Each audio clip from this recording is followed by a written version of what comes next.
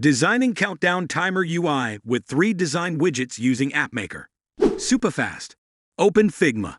Design banner image. Design countdown timer background image. Also design 2 other banners for app page aesthetics. Select all and click Export. Open Appmaker dashboard. Drag and drop the banner widget. Now drag and drop the first banner image. Drag and drop the next banner widget. Drag and drop the second banner image. Drag and drop the countdown timer widget. Click Upload Image button. Drag and drop the timer background image.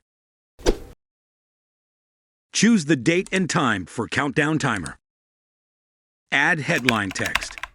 Change headline text color to white. Change timer background color to light pink. Change timer text color to black. Drag and drop row widget. Change row background color to pink. Click the plus button and add another row widget. Change row background color to pink. By clicking the margin link icon, set top and bottom padding to 10 and 18 respectively. Click the plus button and add product scroller widget. Click the plus button and choose your product.